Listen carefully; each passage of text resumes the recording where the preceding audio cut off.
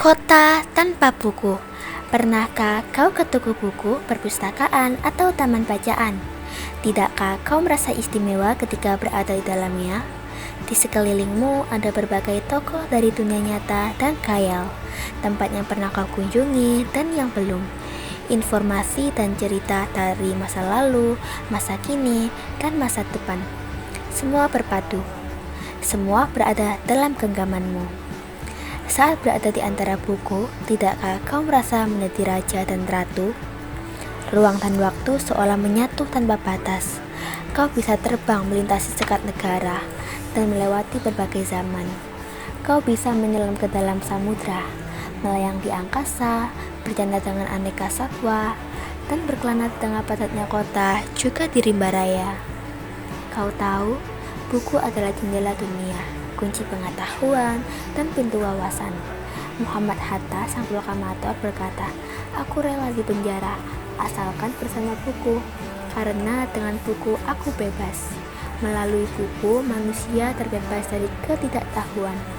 Tempat-tempat yang dipenuhi buku adalah harapan berkembangnya pengetahuan dan wawasan.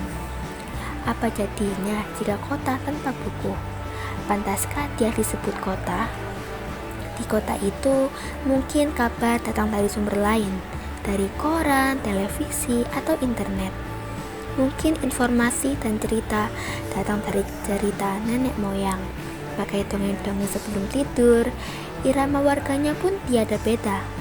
Bangun pagi, bertebaran di muka bumi untuk berbagai keperluan, untuk kembali pulang siang atau sore harinya.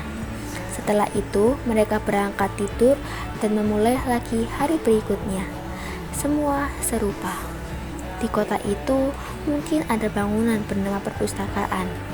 Di dalamnya, buku-buku berderet dalam rak yang terjamah.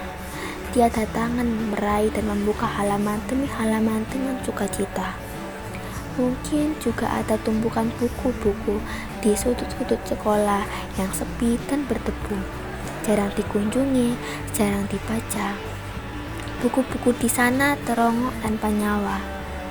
Bagaimana dengan kotamu? Mungkin kau tinggal di tengah kota yang megah, atau di yang sempit, di daerah terpencil, di sisi pesisir, atau di kaki gunung. Adakah perpustakaan, taman bacaan, atau toko buku di dekat rumahmu? Jika ada, apakah tempat itu menjadi wadah berkumpulnya anak-anak dan warga, menjadi pusat berkembangnya wawasan dan pengetahuan, atau hanya menjadi pajangan? Maukah kau menjadi orang yang menghidupkannya? Kau bisa mengunjunginya dan mengajak teman-teman membaca dan berbagi cerita di sana. Jadikan tempat itu sumber kegembiraan dan pengetahuan.